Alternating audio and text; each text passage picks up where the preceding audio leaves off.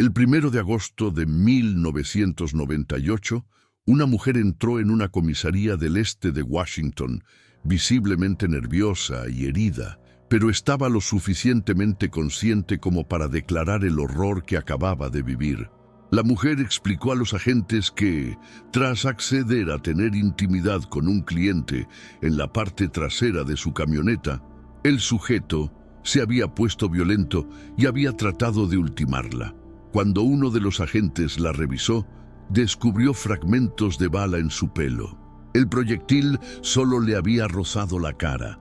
Había tenido mucha suerte y podría proporcionar información clave para descubrir quién era su atacante.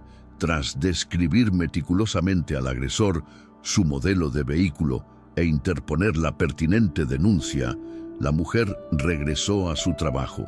En ese entonces no lo sabía, pero se convertiría en la única sobreviviente de uno de los más peligrosos asesinos en serie de Estados Unidos. Cuando el titular que rezaba que el asesino de la bolsa de compras había sido capturado, aquella mujer pudo respirar tranquila por primera vez. Pero no ocurriría lo mismo con las otras decenas de víctimas para las que aún no se había hecho justicia.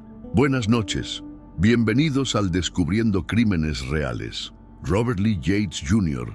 nació el 27 de mayo de 1952 en Oak Harbor, una ciudad de Washington, Estados Unidos. Sus padres, Anna May y Robert Lee, eran de clase media y muy creyentes. Asistían con regularidad a la Iglesia Cristiana Adventista del Séptimo Día, cuyos fieles tenían la convicción de la inminente segunda venida de Cristo. Además, esa religión alentaba a sus seguidores a compartir sus creencias con los demás. Por esto, Anna y Robert criaron a su hijo en una especie de microclima ultracristiano, pero no pudieron evitar que el pequeño Bobby, como lo llamaban sus seres queridos, sufriera dos grandes traumas. El primero tuvo lugar cuando se enteró de que su abuela materna había asesinado con un hacha a su abuelo. El segundo se dio a la edad de 6 años, cuando sufrió reiterados abusos por parte de un vecino pocos años mayor que él. A pesar de todo, siguió adelante. Al terminar el secundario, Robert inició sus estudios universitarios en la Walla Walla College, donde se enamoró de una joven de nombre Shirley Nelander, con quien comenzó una relación amorosa. En agosto de 1972 se casaron, pero la vida marital no duró mucho, y es que Robert había iniciado una relación paralela con una mujer llamada Linda Brewer. 1 año y medio después de la boda, Shirley y Robert se divorciaron. Al mismo tiempo, nació el primer hijo de él, fruto de su vínculo con Linda. En julio, contrajeron matrimonio y Robert dejó la universidad. Comenzó a trabajar como funcionario de la penitenciaría del estado de Washington. Mientras seguía siendo un padre amoroso para su hijo y para las 4 niñas que nacerían en los siguientes años, bajo esa fachada se ocultaba un oscuro instinto que no tardaría en salir a la luz. El 13 de julio de 1975, la pareja conformada por Susan Savage, de 22 años, y Patrick Oliver, de 21, estaban haciendo un picnic en Mill Creek, una especie de laguna a 20 kilómetros de Walla Walla. Pero la alegre salida fue interrumpida por Robert, que se encontraba practicando tiro al blanco en la misma zona. De un momento a otro y sin mediar palabra, el hombre arremetió con su arma contra la pareja. Patrick recibió 3 disparos en la cabeza antes de que Robert se volviera contra Susan y le disparara 2 veces a ella. Después de eso, Robert encerró los cuerpos bajo un montón de maleza y se marchó de Mill Creek. Los cuerpos de Susan y Patrick fueron encontrados al día siguiente. En ese entonces, la policía no pudo obtener ni una sola pista del asesino.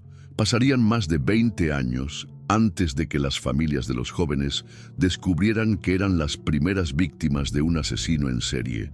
Poco después de su primer doble asesinato, Robert dejó el empleo de la cárcel y comenzó a trabajar como conserje en un hospital y luego como acomodador de teatro. Al mantener un perfil bajo, las autoridades no sospecharon de él, y en octubre de 1977 se alistó en el ejército de los Estados Unidos para desempeñarse como piloto de avión y helicóptero de transporte civil. Durante los siguientes años, visitó varios países fuera del territorio continental de Estados Unidos, incluyendo Alemania y Haití. Gracias a su valentía, obtuvo varias condecoraciones y medallas de servicio, entre ellas 3 por logros del ejército, otras 3 condecoraciones de encomio del ejército, 2 de expediciones de las Fuerzas Armadas y 3 reconocimientos por servicio meritorio. Pasarían 13 largos años hasta que Robert decidiera dejar la figura de salvador de la patria de lado para convertirse en un cazador en busca de nuevas presas. Pero en aquella nueva ocasión, no quiso acechar a jóvenes en parajes recónditos, sino a quienes menos le traían problemas, damas de compañía con problemas de adicción al alcohol y las drogas. Sabía que podría engañarlas fácilmente para traerlas hacia él. El 7 de julio de 1988, una joven de nombre Stacy Elizabeth Jan, de 23 años y residente de Seattle, fue contratada por Robert. Una vez que se encontró a solas con ella, le disparó en la cabeza, quitándole la vida. Los restos óseos de Stacy fueron encontrados recién el 28 de diciembre de 1988 en el condado de Skagit, a las afueras de Mount Vernon. Inicialmente, la joven fue catalogada como posible víctima del asesino de Green River, otro criminal en serie que estaba activo en aquella zona. Los detectives no tenían ni la menor idea de que ya había un nuevo homicida que acechaba la región. Sin embargo, Robert finalmente admitiría su asesinato y guiaría a los agentes hacia el lugar donde fue finalmente encontrada Stacy. Su confesión formó parte de un acuerdo con la fiscalía para evitar la pena capital. Luego del segundo crimen, Robert volvió a pasar por un largo período de enfriamiento. Durante los siguientes 8 años siguió formando parte del ejército, viajando a Somalia durante la misión de paz de las Naciones Unidas. Tras 18 años como aviador militar de carrera, Robert estaba a punto de alcanzar la marca de los 20 años, fecha en que los militares pueden optar a la jubilación. Terminó su carrera como suboficial jefe de 4º grado, el rango más alto que un suboficial podría alcanzar en el ejército. Acumuló más de 5.000 horas de vuelo en helicóptero sin ningún percance y fue galardonado con el título de Maestro Aviador del Ejército. Volvió a ser civil y se instaló con su familia en una casa de 2 pisos en South Hill, Spokane. Sin embargo, a los pocos meses de jubilarse, pidió a las autoridades del ejército volver a establecerse en la cabina del piloto. En abril de 1997, la Guardia Nacional del Ejército de Washington accedió a su petición. Pero Robert no pudo volar debido a demoras en la tramitación de su examen médico. Un informe de evaluación de desempeño presentado por su oficial al mando en mayo de 1998 indicó que su moral y dedicación se mantuvieron altas a pesar de ese traspié, aunque claramente no fue así con otros instintos. Mientras Robert estaba en tierra, los detectives comenzaron a notar que un gran número de cuerpos comenzaban a acumularse en el estado de Washington. Desde junio de 1996 hasta julio de 1997, sin que las autoridades lo supieran, Robert ultimó él solo a 11 mujeres más con el mismo procedimiento y cada vez con menos lapsos de tiempo entre un crimen y otro. El 26 de agosto de 1997, un granjero encontró el cuerpo de Jennifer Joseph, de 16 años, en un pequeño paraje apartado en la esquina de Forker y Hodgkins Road, en Pioneer Prairie. El cuerpo se hallaba en un avanzado estado de descomposición y los estudios forenses dictaminaron que Jennifer había fallecido por un disparo a quemarropa en el pecho. Era apenas un ejemplo de su imparable carrera criminal que ya parecía imposible de detener. El 5 de noviembre de 1997, Un hombre que paseaba a su perro en Henman Valley Road encontró un cuerpo descompuesto en una tumba poco profunda. La víctima, Darla Sue Scott, una dama de compañía de 29 años, llevaba 2 bolsas de plástico cubriéndole la cabeza. La necropsia reveló que la causa del deceso habían sido 2 disparos en la cabeza. El ADN hallado en el cuerpo de Darla coincidiría más tarde con el de Robert. El 7 de diciembre de 1997, el cuerpo de Melinda Mercer, de 24 años, fue encontrado en la calle S50 de Tacoma. Al igual que Darla, tenía la cabeza cubierta con 4 bolsas de plástico y había recibido 3 disparos. El 18 de ese mismo mes, los restos de Sean McClenaghan, de 36 años, en estado de descomposición, fueron encontrados cerca de Henman Valley Road. La víctima llevaba también 2 bolsas de plástico cubriendo su rostro, y la causa del deceso fueron 2 disparos en la cabeza. Las muestras de ADN tomadas de su cuerpo coincidieron un tiempo después con el ADN de Robert, pero hasta entonces nadie sospechaba de él y pudo seguir haciendo de las suyas. 8 días después, el cuerpo de Lauren Wasson, de 31 años, fue hallado en una gravera cerca de Henman Valley Road. Y eso no era todo. Al lado de Lauren yacían los restos de Sean McClenaghan, de 39 años. Sus cuerpos fueron encontrados a solo 3 millas del barrio rojo de Sprague Avenue, lo que llevó a los agentes a pensar que las 2 víctimas eran damas de compañía. Además, ambas mujeres tenían la cabeza cubierta con 3 bolsas de plástico y habían fallecido a causa de 2 heridas de bala en la cabeza. Se extrajeron muestras de ADN de ambas mujeres y una huella dactilar de una de las bolsas que cubrían a Sean. Pero aún no había un sospechoso con quien comparar aquellos indicios. Y por último, ambos cuerpos tenían restos de vegetación extraña, cáscaras de cacahuate, poliestireno expandido y fragmentos de hormigón roto. Luego de que Robert fuera capturado, se descubriría que aquella vegetación coincidía con los escombros que tenía en su patio trasero. El semen hallado en ambos cuerpos también coincidía con el de él, así como también el perfil genético hallado en una huella dactilar en una de las bolsas. Los hallazgos se volvieron cada vez más recientes. El asesino parecía no demorar más que unos cuantos días para pasar al siguiente crimen. El 8 de febrero de 1998, Sunny Gale Oster, de 41 años, fue encontrada en una zona boscosa en el oeste del condado de Spokane.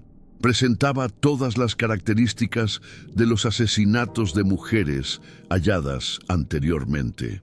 Su cabeza estaba cubierta con 3 bolsas de plástico y en su cráneo tenía 2 heridas de bala.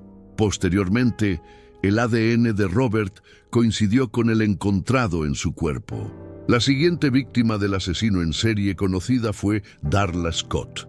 Su cuerpo también fue descubierto en una zona rural del Valle del Verdugo, pero en ese caso, Robert había cortado a la mitad la distancia desde la avenida Sprague. El 1 de abril de 1998, el cuerpo descompuesto de Linda May Bean, de 34 años, fue hallado en una tumba poco profunda improvisada. La misma estaba tan solo a 50 yardas de la tumba de Lauren y Sean. Nuevamente, 2 bolsas de plástico cubrían la cabeza de la víctima, y la causa del deceso fue un disparo en la cabeza.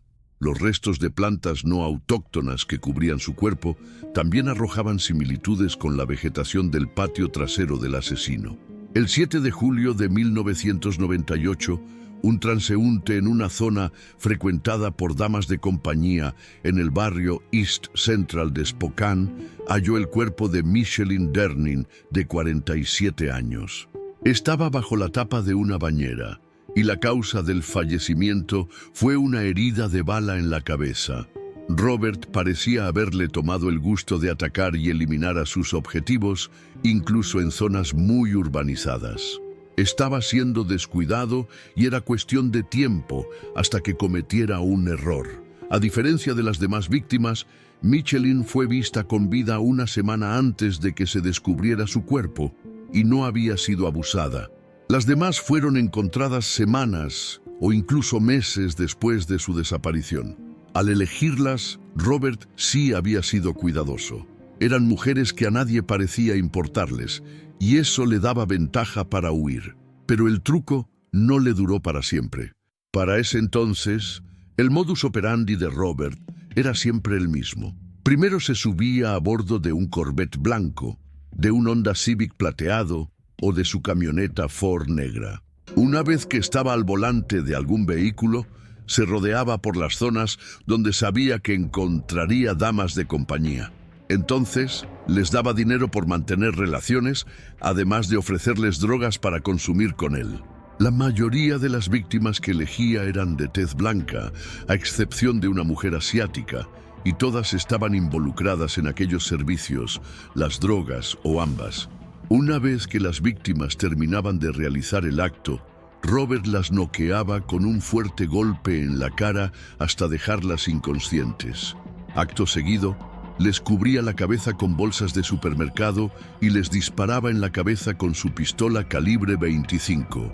Luego, arrojaba los cuerpos en lugares diferentes a donde había cometido el crimen.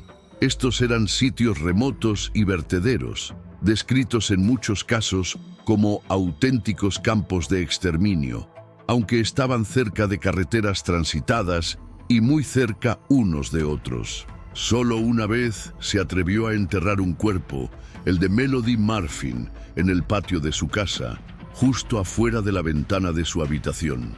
Logró hacerlo sin que nadie, ni su propia familia, sospechara nada. Sin embargo, hubo una víctima que logró escapar de sus garras y terminó significando el final de su carrera como asesino.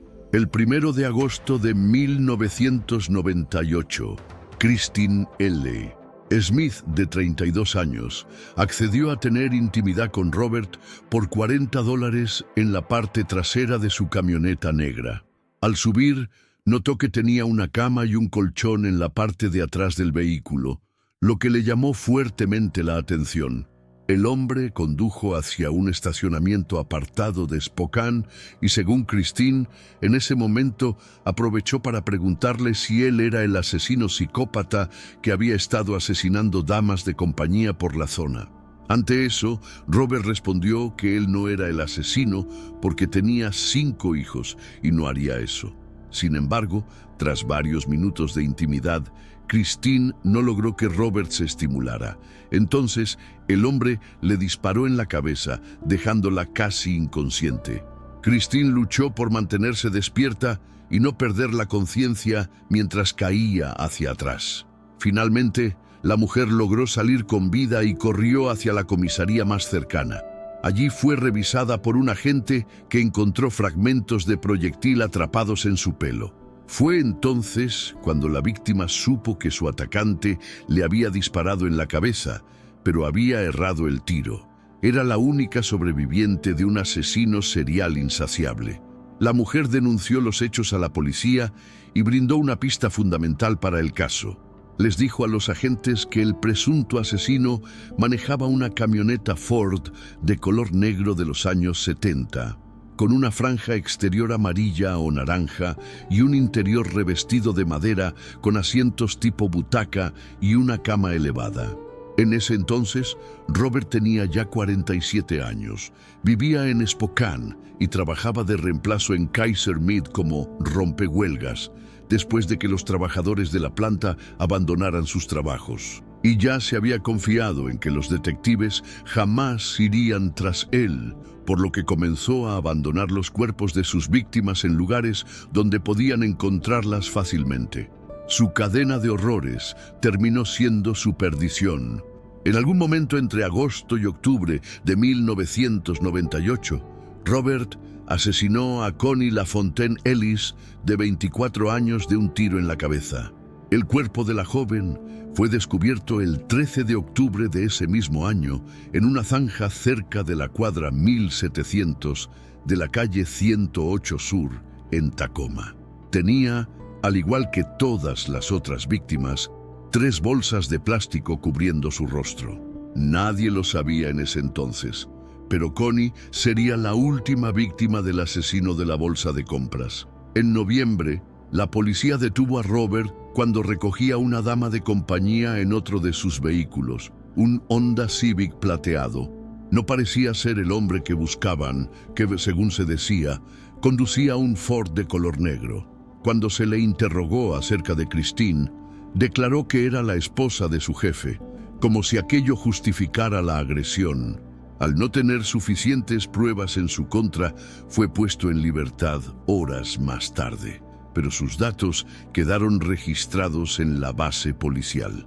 Los investigadores no pararían hasta encontrar al autor de aquella masacre y todas sus sospechas estaban puestas en Robert. Finalmente, dieron con algunos testigos claves relacionados con el crimen de Jennifer Ann Joseph, de 16 años, asesinada en agosto de 1997.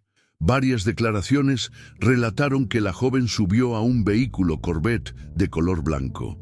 Debido a esto, los policías se pusieron a recopilar los datos de los propietarios de este tipo de coches en el este de Washington. Luego, los cotejaron con la lista de detenidos en las zonas. Fue entonces cuando las piezas comenzaron a encajar. Un dato fechado en septiembre de 1997, un mes después del fallecimiento de Jennifer. Y eso no era todo. Otro informe policial fechado en noviembre de 1998 vinculaba a Robert con el Honda Civic plateado que Christine había mencionado, recogiendo a una dama de compañía meses más tarde. Tenía una multa por exceso de velocidad en ese mismo vehículo que lo situaba en las cercanías del lugar donde había sido hallado el cuerpo de Jennifer Ann Joseph. Finalmente, el 15 de septiembre de 1999, los detectives citaron a declarar a Robert. Su comportamiento llamó rápidamente la atención. Estaba nervioso, evitaba responder las preguntas, se contradecía sin parar y mintió al dar supuestas coartadas. Como si esto fuera poco, los agentes le pidieron a Robert que proporcionase una muestra de ADN para la policía de Spokane, pero él se negó, diciendo que era una solicitud demasiado extrema para un hombre de familia como él. A partir de entonces, se convirtió en el principal sospechoso de la ola de asesinatos que acechaba al este de Washington. Sin embargo, la policía necesitaba tiempo y más pistas para ponerlo tras las rejas. A comienzos del año 2000, un juez autorizó finalmente el registro del Corvette blanco que Robert había vendido años atrás. Los agentes recogieron fibras del interior del vehículo y el laboratorio de criminalística confirmó una coincidencia con las recuperadas en el lugar del hallazgo de Jennifer Joseph. En abril, una búsqueda más exhaustiva permitió encontrar sangre seca en el asiento, el suelo y la hebilla del cinturón de seguridad del pasajero, y también en el cinturón del conductor. La prueba de ADN confirmó que pertenecía a Jennifer Joseph. La policía también encontró manchas de sangre, un casquillo de bala calibre 25 y una bala incrustada en el techo de una camioneta similar a la modelo Ford descrita por Christine Smith cuando escapó de Robert. Posteriormente se pudo comprobar que los fragmentos de bala que se le extrajeron coincidían con otras pistas en las demás víctimas de Robert. A partir de entonces, los detectives iniciaron una vigilancia continua de Robert hasta que llegó el momento indicado. A las 6:30 de la mañana del 28 de abril del año 2000, el sospechoso se dirigía al trabajo cuando fue arrestado por los agentes de la policía. Automáticamente fue acusado por el cargo de asesinato en primer grado de Jennifer Joseph. Días más tarde, las pruebas de ADN se cotejaron con el semen hallado en los cuerpos de las víctimas y lo vincularon con otros 12 crímenes más. Y había otro asesinato del que era sospechoso, el de Melody Murphy, de 43 años. Murphy era conocida por sus problemas con las drogas y había sido vista por última vez el 20 de mayo de 1998. Su perfil encajaba con el tipo de mujeres que Robert asesinaba, pero no había ningún cuerpo ni ninguna prueba que lo vinculara con ella, hasta que la justicia intervino. Robert se vio acorralado. Había una inconmensurable evidencia en su contra, y si era declarado culpable de los cargos que se le imputaban, era casi seguro que recibiría la pena capital. El lunes 16 de octubre del año 2000, a través de sus abogados, Robert expresó que estaba dispuesto a llegar a un acuerdo. A cambio, pidió cadena perpetua en lugar de la pena capital. Así, se declaró culpable de 13 cargos de asesinato en primer grado, aunque no de los cargos que enfrentaba en el condado de Pierce. Y también afirmó que guiaría a la policía hasta el cuerpo de Melody Murphy. La fiscalía aceptó, y Robert dibujó un plano del jardín de su casa en un bloc amarillo. Los detectives pasaron 2 horas excavando en distintas partes del fondo de la antigua casa antes de encontrar lo que buscaban. Tan solo 2 días después del trato, los restos de Melody Murphy fueron hallados sepultados a unos 20 centímetros de profundidad en un macizo de flores cubierto de corteza, cerca de lo que solía ser la ventana del dormitorio de Robert, a unos 30 centímetros de los cimientos de la casa. En total, 3 víctimas fueron halladas con vegetación de la propia casa de Robert sobre sus cuerpos, lo que también contribuyó a vincularlo con los crímenes. El juicio comenzó en octubre de ese mismo año en el Tribunal Superior del Condado de Spokane. Allí, Robert confesó los hechos tal y como había acordado con la fiscalía para evitar la pena capital.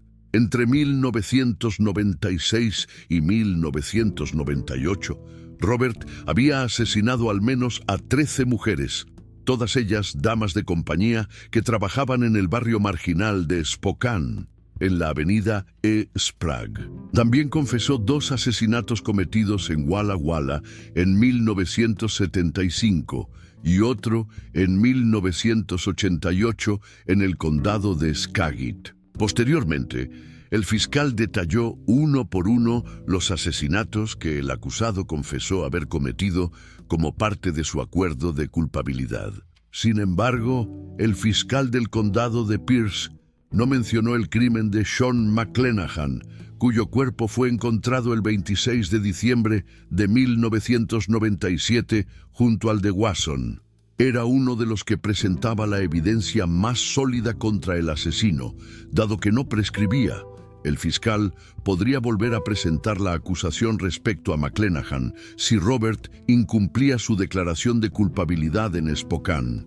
Pero el fiscal se aludió a aquel crimen al afirmar que Robert asesinó a 5 víctimas en 5 semanas tras comprar su camioneta Ford de 1979 y equiparla con una cama donde mantuvo intimidad con sus víctimas. En alusión al acuerdo de culpabilidad de Spokane, el fiscal afirmó que a Robert se le permitió confesar el asesinato premeditado de 10 mujeres con una aceptación mínima de culpabilidad.